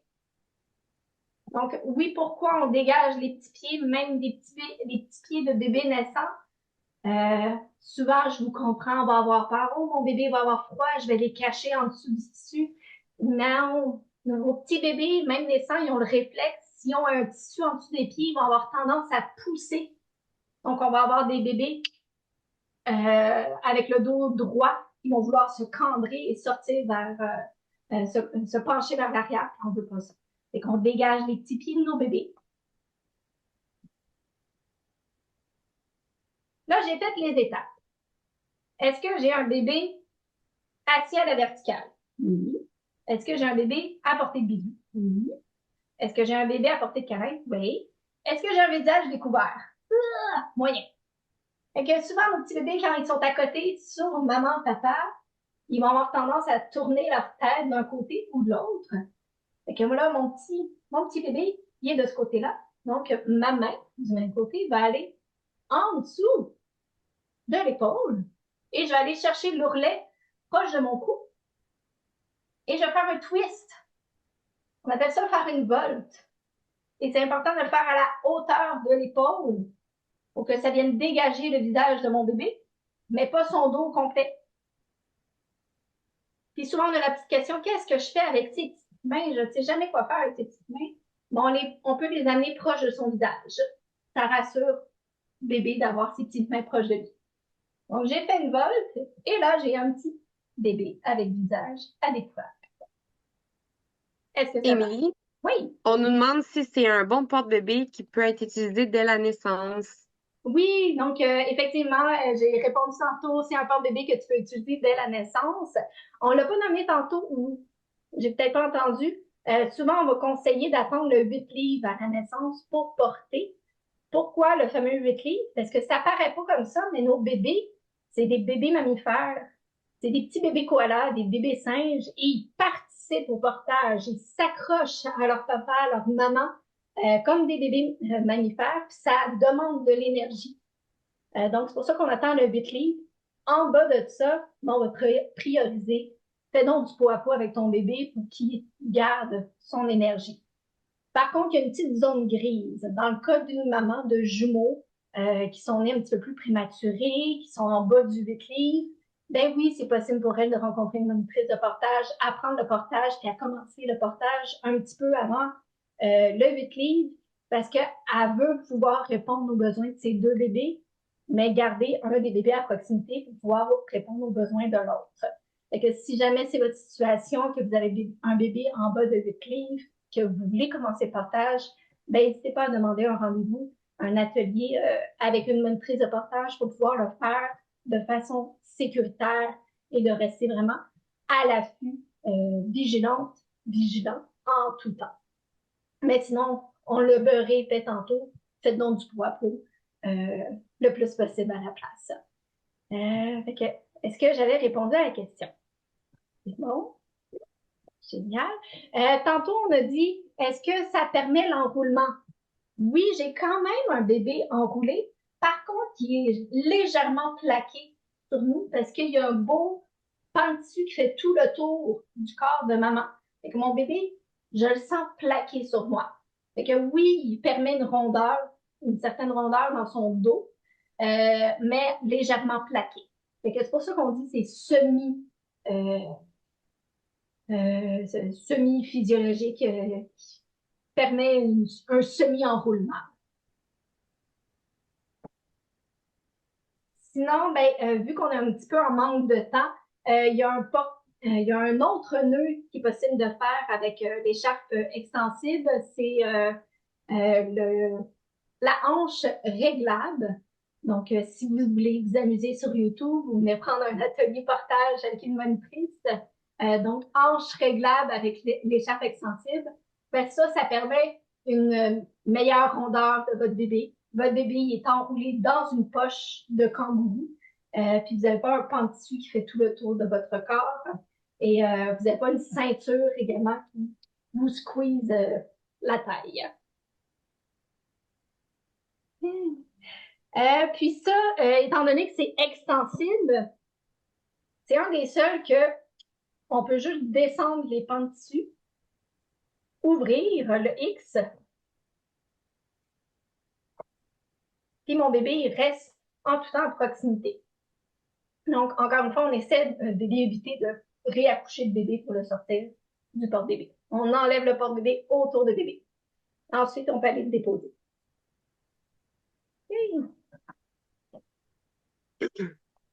On a une autre question, Émilie. Noémie nous demande qu'elle voit que c'est des faux bébés, que les hanches sont plus ouvertes. Comment placer les pieds d'un bébé en grenouille? Oh, ben, vos bébés, ils sont super bons. Naturellement, quand vous les avez sur vous, ils vont être en position grenouille.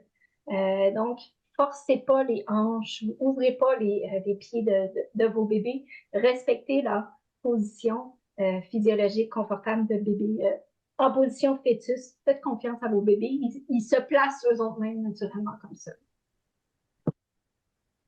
C'est ça, nos bébés sont pas.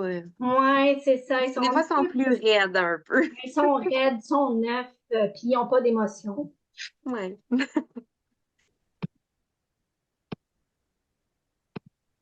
Fait que ça va pour l'écharpe extensible. Si vous avez d'autres questions, on va y répondre un petit peu plus tard. L'écharpe, c'est...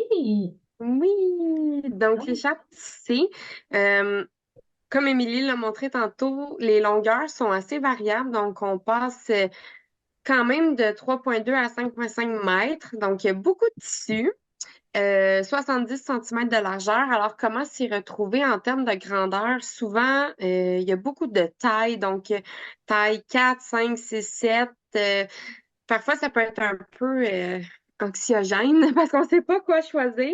Donc, on va vraiment se référer à ce que vous portez comme grandeur de chandail. Il existe des tailles 4, je vous dirais.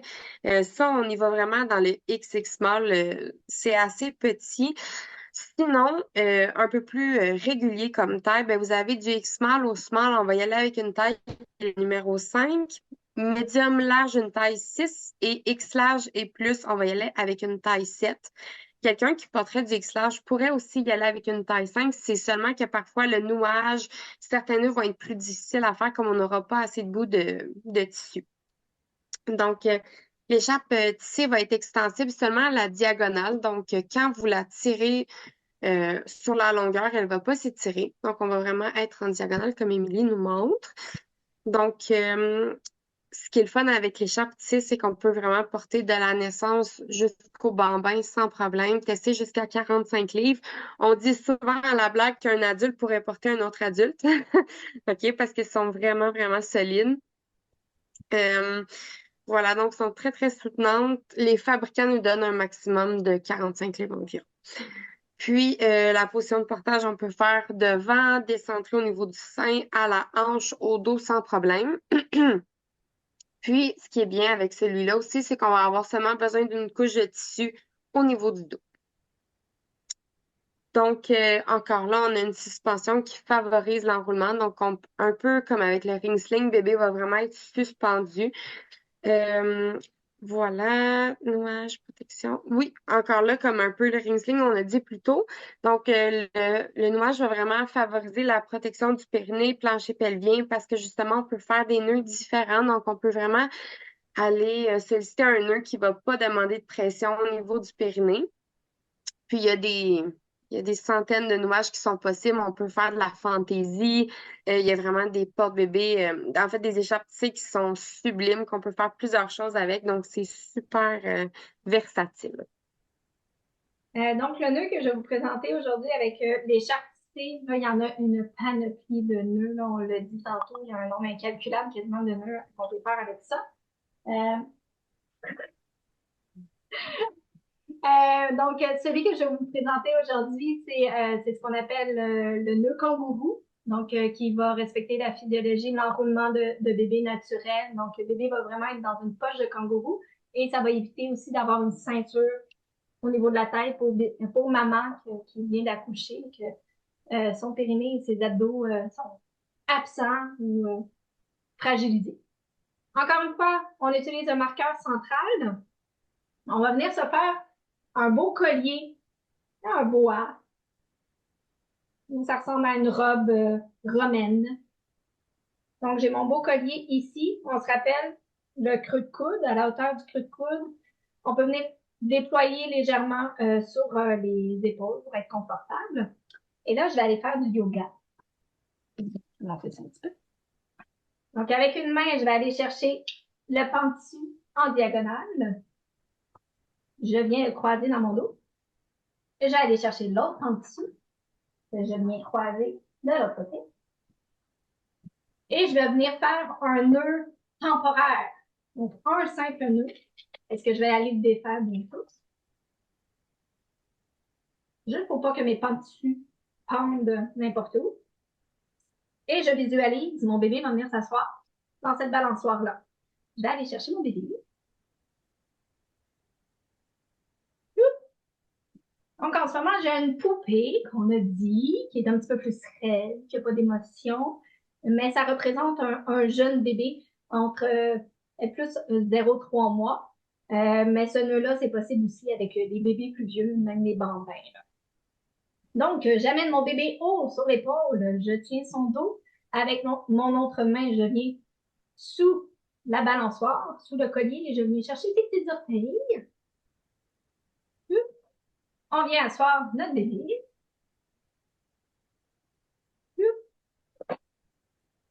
Donc, on se rappelle, on veut une belle rondeur, les fesses ressorties, les genoux légèrement plus hauts que les hanches. Et faites confiance à votre bébé. Un bébé détendu va venir se positionner en position grenouille, fœtus naturellement. Donc, une fois que j'ai un bébé détendu, s'il n'est pas détendu, c'est là que je prends une pause, puis que je me balance, que je danse, jusqu'à temps que le bébé s'habitue à cette nouvelle sensation. Et une fois que c'est fait, au lieu de faire comme tantôt, de remonter l'ourlet supérieur, et là, je vais faire une petite tricherie. Je vais aller chercher l'ourlet inférieur, l'ourlet qui est caché en dessous, et je vais aller twister sur le dos. Donc, qu'est-ce qui est le fun dans les écharpes tissées? Souvent, ils ont de différentes couleurs recto-verso. Donc, ça me permet de mieux me retrouver. Donc, vous regardez le petit twist que ça fait. On vient remonter jusqu'au niveau des lobes d'oreilles. Donc, j'ai un bébé bien enroulé. Et le maximum de tissu est en dessous de ses fesses. Donc, pendant que je tiens le dos de mon bébé, avec mon main, je viens défaire mon nœud temporaire. Un pan de tissu, là, je les ai pas vraiment. Un pan de tissu, je vais aller le coincer entre mes deux cuisses pour qu'il ne bouge plus. Pendant ce temps-là, je vais aller m'occuper du premier pan. Et pour venir serrer, je vais aller faire du pli par pli. Donc, je viens ajuster en attrapant un premier 2 à 5 cm. Je tire. Je maintiens la tension. J'attrape un autre 5 cm et je tire en maintenant la tension. Quand je tire, je le sens, ça tire sur mon épaule opposée. Ça se resserre au niveau de mon cou et de mon épaule. Et je fais ça jusqu'en bas. Donc, j'attrape un autre 5 cm, je maintiens la tension et je tire. Donc, c'est un petit défi pour l'écharpe tissée, c'est de faire du pli par pli. Donc, l'ajustement pli par pli. Fait qu'une fois que j'ai fait tout le pan dessus, je maintiens la tension et là, je vais aller échanger de bras pour tenir mon bébé. Donc, je tiens mon bébé avec mon bras, puis le pan dessus que j'ai serré. Et je vais aller chercher mon pan dessus qui est pris entre mes cuisses. Et je fais aussi du pli par pli. Donc, je tire, je garde la tension. Je tire, je garde la tension. Et ainsi de suite, jusqu'en bas. Là, je le sens, ça tire dans mon cou, ça tire sur mon épaule. Et voilà. Une fois que j'ai serré mes deux côtés, je peux aller secouer mes épaules pour venir détendre mes épaules. Je peux venir dégager un petit peu mon cou. Si je sens que j'ai trop de tissu dans mon cou, on va être confortable. Puis on vient faire un double nœud. En dessous des fesses de mon bébé, ça va être son petit coussin. Donc, un premier nœud. Et je me permets de vous montrer aussi, de vous parler, voyons, du nœud plat. Qu'est-ce que c'est le nœud plat? C'est un nœud qui va être, qui va s'écraser plus facilement, qui va être plus confortable pour les fesses de bébé ou plus confortable pour le dos de maman parce qu'il va s'écraser. Ça va être pas une grosse boule dure, inconfortable. Et pour faire un nœud plat, tu te rappelles, tu as un pan de tissu vivant et un pan de tissu mort. Donc, le pan de tissu vivant, il bouge, il fait tout. Puis celui qui est mort, ben, il fait rien, il est mort.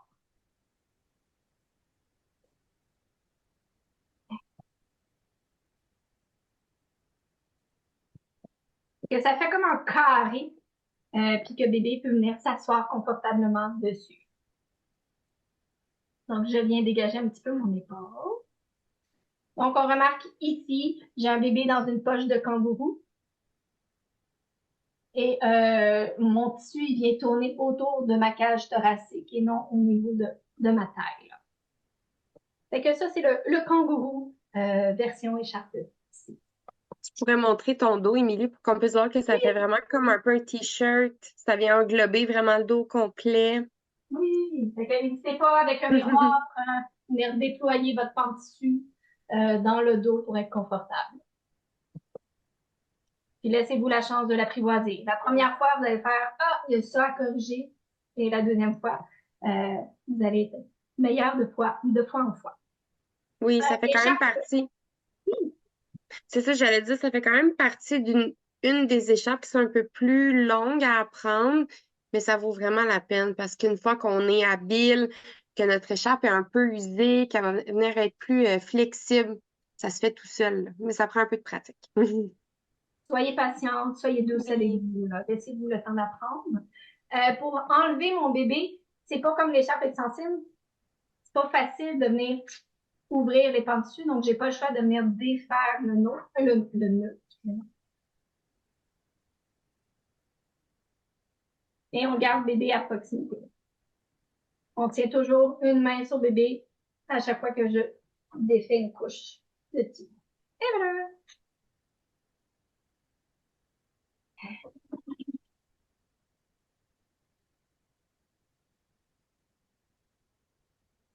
Donc, écharpe tissée, check! La médaille! Donc, qu'est-ce qui se passe avec ce médaille-là? Donc, on a des équipes qui sont plus, hey, moi j'aime ça le préformé, mais j'aime aussi le côté confortable. de l'écharpe tissée. Est-ce qu'il y a possibilité d'avoir un mix des deux? Ben oui, la médaille. Donc, je vais vous le montrer.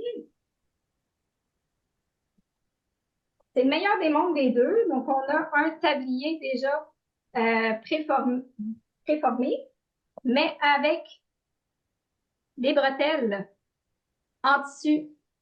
Donc, on a le côté préformé, mais le côté confortable des pans de tissu. Donc, c'est léger, c'est compact, c'est facile à traîner. Il y a possibilité de porter devant, à la hanche, au dos. Donc, hybride, si on le dit. On peut porter devant, centré. C'est bien réparti sur les deux épaules. Le temps d'apprentissage est quand même facile, étant donné qu'il y a un côté préformé dedans. Par contre, l'inconvénient, ça le dit, là, il y a un côté préformé, donc l'ajustement d'un nouveau-né ne sera pas optimal, étant donné que le tissu, oui, c'est en tissu, mais ça se peut que le tablier ne vienne pas épouser parfaitement votre bébé, parce que chaque bébé est différent, chacun a sa physionomie différente, et le tablier, ben, ça se peut qu'il ne vienne pas épouser parfaitement le dos de votre bébé. Là. Puis suspension favorisant l'enroulement, ben pas tout à fait. Là. Donc, je vais essayer de faire une petite démonstration rapido presto. Donc, on a une ceinture de base, un peu comme le préformé, qu'on va venir attacher idéalement à la hanche. Donc, sur les os durs de maman, on essaie d'éviter à la taille parce que notre périnée, nos abdos sont un petit peu plus fragiles. Mais tout dépend des modèles. Donc, n'hésitez pas à venir essayer. Ça se peut que vous n'aurez pas le choix de le remonter un petit peu à la taille pour avoir votre bébé à la hauteur de bisou. Donc, n'hésitez pas à venir essayer. Donc, la ceinture, je viens de l'attacher idéalement au niveau des hanches, mais dans ce cas-ci, pas mal sûr que j'aurais pas le choix de me monter un petit peu plus au niveau de la taille. Je viens faire un double nœud dans mon dos. Et là, j'ai un tablier de cuisine qui traîne en avant. Et c'est à ce moment-là que je viens chercher mon bébé. Là, j'ai un bébé jaloux. Je vais prendre un nom.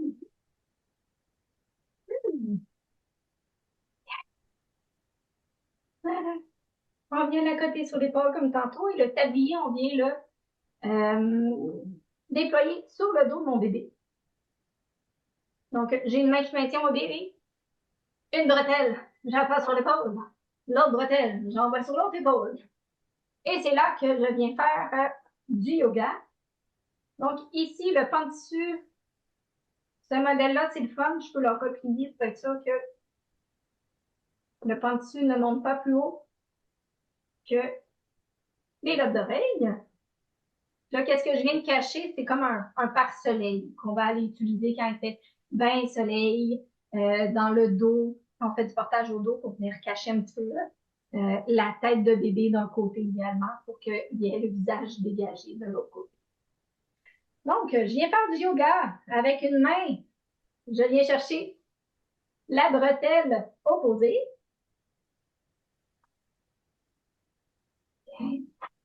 Je viens faire un switch de bras pour tenir mon bébé. Je viens chercher l'autre bretelle. Donc, ça fait un beau X dans mon dos.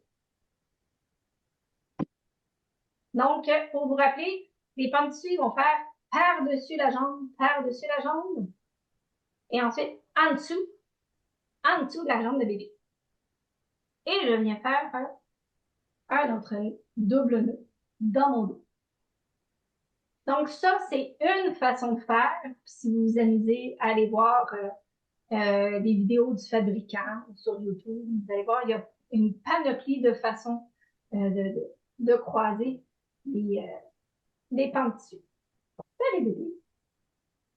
Et voilà. Et une fois que vous allez terminer votre nouage, n'hésitez pas à vous pencher en avant, replacer les petits genoux, remonter les genoux de votre bébé plus haut que les hanches pour venir basculer ses hanches vers l'arrière pour aller chercher une belle rondeur. Et voilà. Mais comme on l'a dit, il y a possibilité de porter à la hanche, au dos, quand on est prêt. Et donc, ce modèle-là que je vous montre aujourd'hui, c'est Gustine. Et il y a possibilité de faire un 3 en main avec ce porte-bébé-là. Donc, vous avez des belles photos ici. Donc, il y a possibilité de faire le Ombu Imo. Dans le fond, au niveau de la ceinture, elle se glisse, elle s'enlève. Donc, il y a possibilité de garder seulement le tablier au niveau du bas.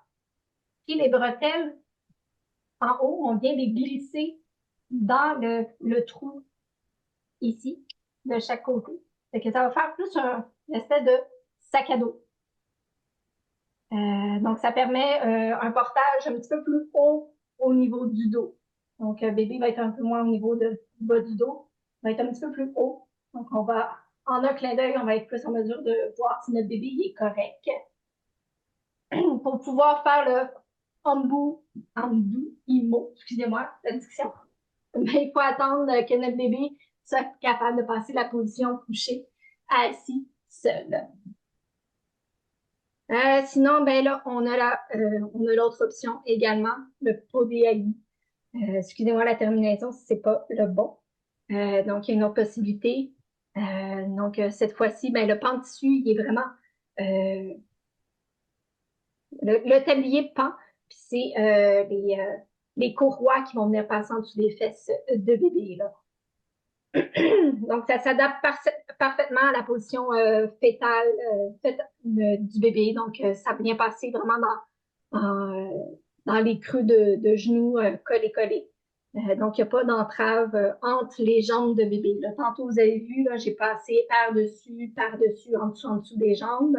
Et que ça fait un petit écartement des jambes. Mais dans cette position-là, donc, ça respecte un petit peu plus la physiologie de bébé, là. Est-ce que c'est tous les médailles qui permettent ça? Non, pas nécessairement. Donc, n'hésitez pas à vous renseigner auprès du fabricant. Le préformé. Oui. Donc, le préformé, souvent bien aimé des papas. C'est facile, c'est pas compliqué. Donc, on a un tablier avec des bretelles, on a des boucles, des sangles. Il n'y a aucun nœud à faire, donc le temps d'apprentissage est rapide. Donc, on peut porter au devant, que ça soit bébé face vers nous. Il y a quelques-uns qui vont aussi autoriser face vers le monde, au dos et à la hanche parfois. Encore là, c'est pas tous les porte-bébés qui l'autorisent. Donc, exactement, les avantages, ça va être que le poids va être vraiment réparti au niveau des épaules, mais surtout au niveau des hanches. Donc, idéalement, si on a un bébé un peu plus grand, comme Émilie le disait tantôt, vraiment de déposer au niveau des hanches, c'est des os, c'est solide. Tandis que parfois, si bébé est plus petit, ben là, on n'aura peut-être pas le choix de vraiment mettre au niveau de la tête. Donc, ça, si vous avez un périnée un peu plus fragile, à éviter pour le moment. Il y a certains modèles, par contre, ça vient avec des inserts de Oui, nouveau-né. Mais il faut que ça vienne avec le modèle. On peut pas rajouter un insert d'un autre modèle ou une serviette, c'est pas sécuritaire. Donc, on y va avec le manuel du fabricant. exactement.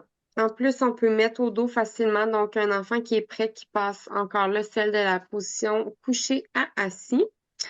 Puis, c'est sûr que ben, là, les nœuds sont, pas les nœuds, mais les positions sont un peu plus limitées.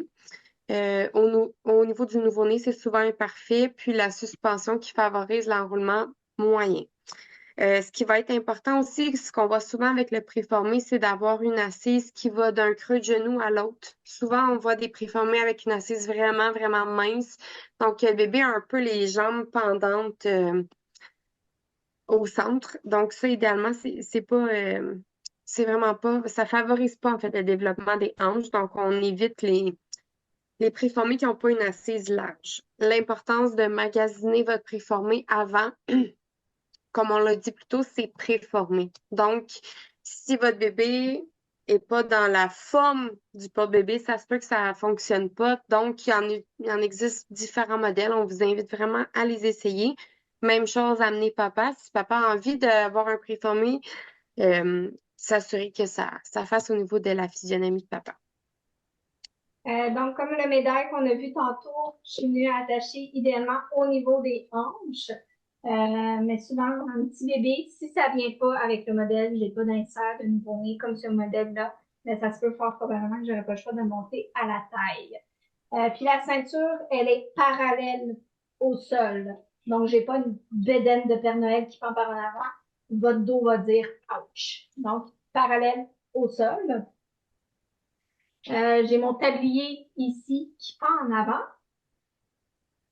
Avant de commencer à découvrir votre porte-bébé, lisez le manuel. Vous allez découvrir des petites attaches de « Hein, qu'est-ce que c'est ça?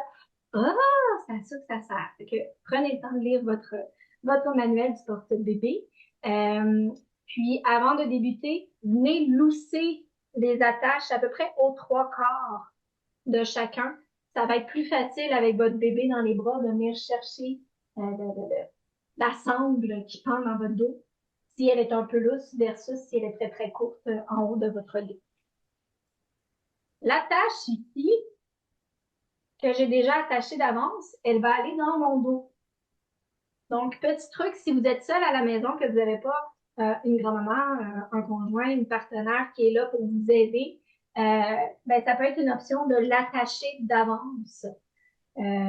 Puis, on veut que ça fasse un beau H dans votre dos.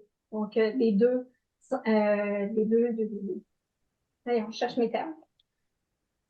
Donc, les deux courroies ici sont droites et la sangle est ici. Donc, c'est bien droit ici, ça fait un beau H. Donc, si vous le mettrez trop serré, ben, ça va faire un A. Puis si vous le mettez trop lousse, ben, ça va faire un V. Donc, revoyez votre alphabet. Là. On veut le H. Donc, on l'attache d'avance. Puis, c'est sûr, ben, la première fois, ça se fait qu'il y ait des ajustements à faire. Une fois que c'est fait, que ma ceinture est attachée, mon tablier est pend en avant, puis que ma sangle au milieu, elle est attachée d'avance, c'est là qu'on va chercher bébé.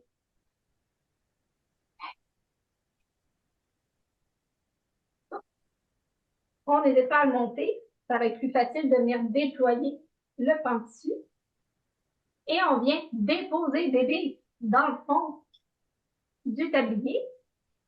On veut qu'il vienne s'asseoir dans le fond du tablier. Encore une fois, si bébé exprime qu'il trouve ça bizarre, il n'est pas habitué, on prend une pause, on danse, on chante, on écoute une série Netflix jusqu'à temps que bébé se détende. Une fois que c'est fait, c'est là que je viens passer les courroies par-dessus ma tête. Donc, vous voyez la tâche ici. On veut qu'elle arrive au milieu de votre dos et non au niveau de votre nuque. Si votre courroie arrive au niveau de la nuque, bien, ça va faire une pression au niveau de votre cou, du haut de votre dos. Ça va vous créer des maux de tête. Donc, assurez-vous de pouvoir descendre votre sangle au niveau du milieu du dos. Donc, ce modèle-là, le tablier se replie un petit peu pour s'assurer que le visage est dégagé. Et c'est là que je viens faire du yoga. Je viens chercher ma courroie que je vais venir attacher. Donc, ce modèle-là ici, si on a un bébé de plus de 15 livres, je viens l'attacher directement ici. Si mon bébé est en bas de 15 livres, j'ai une petite attache cachée en arrière que je passe au travers et je viens l'attacher en bas. Qu'est-ce que ça fait? Ben, ça permet à bébé d'avoir une meilleure rondeur. Versus si j'ai un petit bébé de 15 livres que je viens de l'attacher directement ici, ben, étant donné qu'il est tout petit, ben, je vais serrer. Puis qu'est-ce que ça va faire? Ben, son dos va être complètement plaqué contre moi. Donc, prenez le temps de lire votre manuel. Vous avez peut-être des petites sangles cachées comme ça. Donc, je viens l'attacher en bas. Et on prend le temps de insérer dans les attaches de sécurité. Qu'est-ce que c'est une attache de sécurité? C'est une petite attache qu'on vient mettre par-dessus la sangle.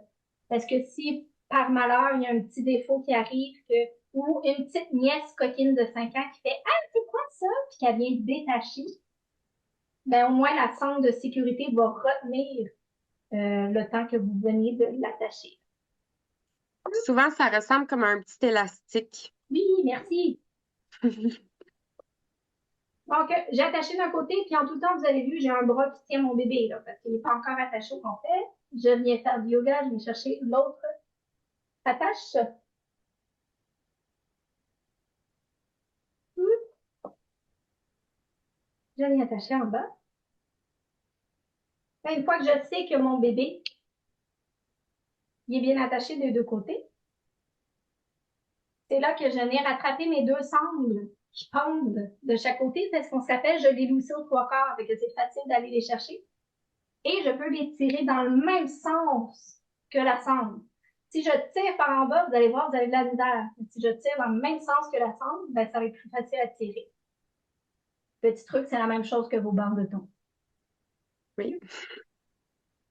Et voilà. Fait que j'ai réussi à attacher mon bébé en préformé toute seule. Fait que petit truc. Sinon, ben, regardez aussi vos modèles de porte-bébé préformés. Il y a possibilité de venir les attacher en X dans votre dos, un peu comme le médaille que j'ai fait tantôt. Donc, au lieu d'avenir attacher la sangle qui arrive au milieu du dos, on la détache, on n'en a pas besoin. Puis là, on vient vraiment faire du yoga. Je viens chercher la sangle opposée, je l'ai croisée dans le dos et ainsi de suite avec l'autre. Et que vous allez avoir deux courroies en X dans votre dos. Il y a certaines femmes qui trouvent ça plus confortable que d'avoir des sangles qui passent directement au-dessus des aisselles ou qui viennent à côté dans les seins. Donc, prenez le temps de regarder vos modèles de porte-bébé. Donc, pour détacher, ben, je fais le chemin opposé. Donc, j'ai des taches d'un côté, mais j'ai un avant-bras qui tient mon bébé. Je change de bras. Je viens détacher. Et j'enlève le porte-bébé autour de moi, mais je garde mon bébé près de moi.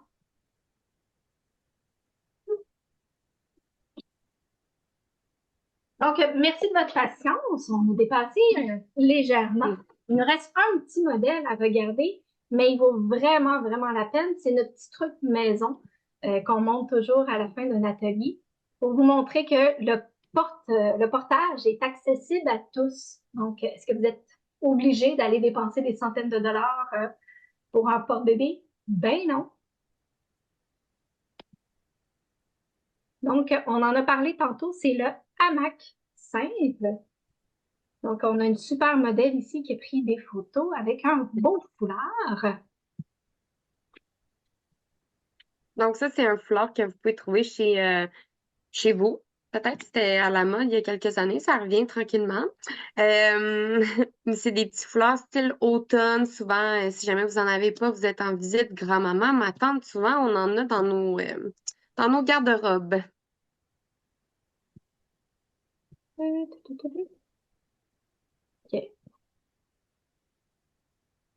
Les avantages, mais il n'y a que des avantages. Donc, à temps d'apprentissage minimal, c'est un foulard. C'est juste un tout petit foulard que vous portez en automne, au printemps. Mais ça répond aux besoins physiologiques de bébé. Ça favorise l'enroulement. C'est simple, c'est rapide, c'est efficace. Donc, on a ça dans notre auto, on le met rapido, on va à la pharmacie, on revient. Ça a été simple comme bonjour. C'est pas cher. Si vous en avez pas dans votre garde-robe parce que vous les avez donnés, ben, ça coûte un gros 1$ en frais prix ou demandez à grand-maman, ma tante. Je suis sûre qu'ils ont ça à quelque part. Puis, c'est un exercice qu'on propose aux parents qui veulent commencer le portage peut-être un petit peu sur le tard parce qu'ils n'ont pas eu l'occasion dès la naissance. On leur dit de commencer avec un simple foulard pour favoriser l'enroulement, pour laisser le temps à bébé d'apprivoiser le portage, cette sensation-là d'être supporté avec un bout de tissu qui passe du creux de joue à l'autre creux de joue. Là. Puis, c'est bon jusqu'à quand? Vous pouvez porter votre bambin aussi avec ce pan de tissu-là. Là. Donc, maman qui porte nouveau-né dans les bras, puis là que oups, le plus vieux ou la plus vieille de 3 ans qui réclame les bras aussi, ben, papa, il peut sortir son petit foulard tout simple et porter l'aîné également. Là. Et bien sûr, on l'a dit, ben, c'est parfait pour dépanner si vous êtes dans un souper de famille, puis oups, on a oublié le porte-bébé. Vincent nous demande s'il y a une restriction pour le plancher pelvien avec le foulard. On va le voir, mais non, il n'y a absolument rien qui va peser au niveau de la taille ou des hanches. Donc, si jamais, on y va toujours avec la tolérance aussi de la maman qui vient d'accoucher. Si jamais tu sens que c'est trop lourd, que tu es fatigué après 5 minutes, ben, on arrête, on fait du poids à peau, on dépose bébé. L'important, c'est vraiment d'écouter son corps au niveau de tout ce qui est plancher pelvien puis récupération post-accouchement. Alors, pour savoir si le foulard de grand-maman qu'on a emprunté dans son garde-robe, il est sécuritaire, premier test à faire. Puis c'est la même chose avec tous les autres modèles de porte-bébé. S'il y a une amie gentille qui vous dit « Hey, je te prête mon porte-bébé », bien, visuellement, vous regardez. Il n'y a pas de trou, il n'y a pas de maille et il n'a pas été raccommodé. Donc, aussitôt qu'il a été retouché, qu'on a cousu dessus, c'est plus sécuritaire, on le met de côté. Deuxième truc, avec vos pouces. On vient pousser fort, fort, fort, fort dans le tissu. Si ça déchire pas, génial, c'est assez sécuritaire pour votre bébé. Si ça déchire, ben, oups, je m'excuse, non, grand-maman, t'as plus de foulard. Et ensuite, avec votre pied, avec votre botte, là, mettez votre grosse botte d'hiver. On vient pousser avec le pied, fort, fort, fort. Si ça déchire pas, ben, c'est sécuritaire pour votre bébé. Donc, ça ressemble beaucoup au ring sling à l'écharpe à l'eau qu'on a fait au début. Même chose, on vient le passer en diagonale dans le dos. On vient déposer un pan-dessus sur l'épaule opposé que je vais porter mon bébé.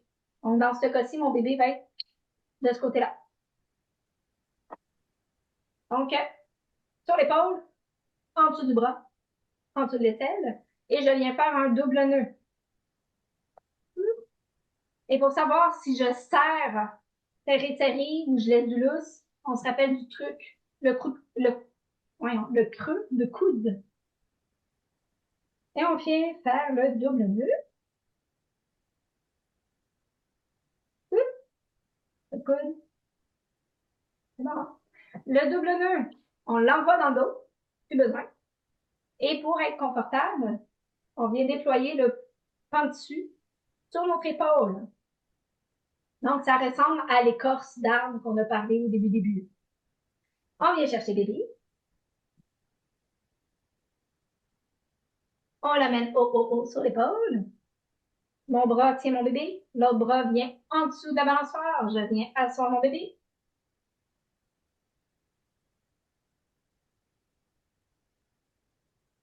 Et donc, si vous êtes dans cette situation-là, que vous avez un bébé plus vieux, à peu près vous avez un bébé de 4 mois, de 6 mois, que vous n'avez pas encore commencé l'aventure de portage, ben, c'est un exercice à faire. Prenez un foulard, venez le passer du creux de genou à l'autre creux de genou. Ça va favoriser, travailler l'enroulement de votre bébé, puis ça va lui permettre d'apprivoiser tranquillement, pas vite, de vraiment se laisser aller, se laisser s'asseoir sur le pan de tissu. Là. Donc, comme les autres porte-bébés, on attend que notre bébé soit détendu. La corde passe du creux de genou à l'autre creux de genou, les genoux légèrement plus hauts que les hanches, les fesses rebondies, le dos arrondi. Là, on parle beaucoup de l'enroulement. On s'entend qu'un bébé de 4 mois qui est super éveillé, curieux, ben, ça se peut qu'il n'y ait pas une belle rondeur. Ça se peut qu'il y ait un petit bras de troqueur qui sort, puis que son dos soit un petit peu plus droit. Donc, oui, en cas de bébés plus vieux qui sont curieux, l'enroulement va être moins là. Mais dans les cas de tout petit, on veut vraiment aller chercher cette belle rondeur-là.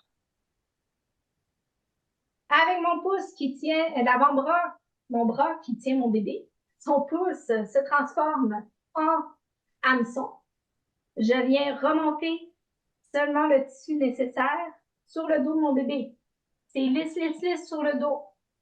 J'ai pas de plis, j'ai pas de surplus de tissu. Lisse, lisse, lisse, parce que tout le surplus, il est en dessous de ses genoux.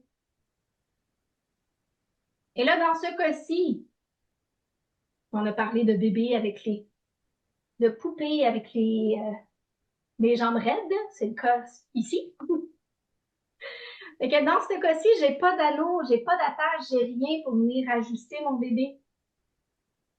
Puis j'ai quand même un lousse. Fait que comment je fais pour venir ajuster? Ben, je fais la même chose que l'échappe à anneau tantôt. Je viens chercher le surplus de tissu. Je le ramène au niveau de l'épaule. Et on se rappelle du truc de la volte avec l'écharpe extensive au début. Je viens passer ma main en dessous du pan de tissu au niveau de l'épaule. Je viens chercher l'ourlet proche de mon cou et je viens faire une volte. Et voilà, on a un porte-bébé qui nous a coûté 1 pièce à friperie. Et mon bébé, il est à hauteur de bisou. Il est à la verticale. Il est assez proche pour faire un câlin. Il a le visage découvert. Il est enroulé et emmailloté jusqu'aux lobes d'oreille. Donc, si vous voulez découvrir le portage, ben, on vous conseille fortement de commencer avec un simple bout de foulard.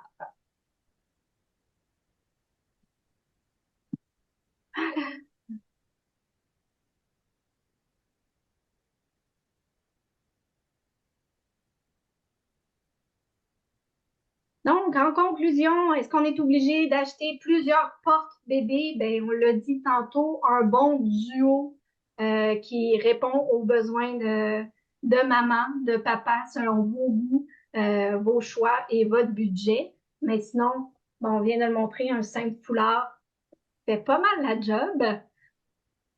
Puis revenez à l'essentiel, on l'a dit tantôt, porter dans les bras, ça reste du portage. Vous répondez aux besoins de proximité de votre bébé.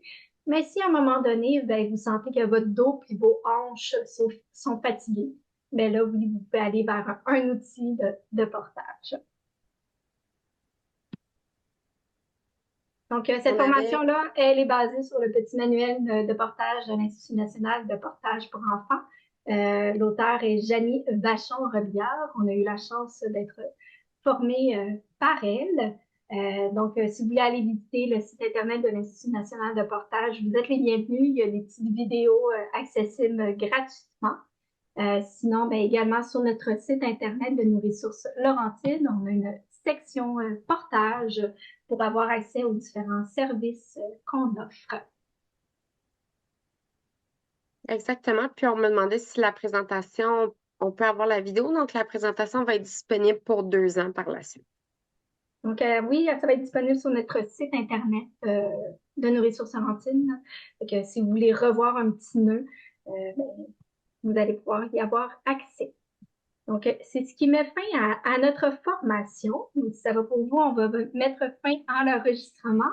Donc, n'hésitez pas à nous contacter, nous écrire, nous téléphoner, venir prendre un café au local de nos ressources Laurentides. Ça va nous faire plaisir de répondre en personne à vos questions.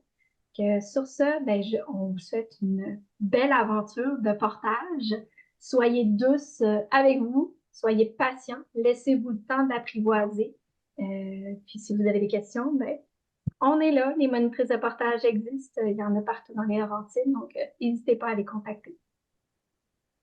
Merci beaucoup. Merci, bonne journée.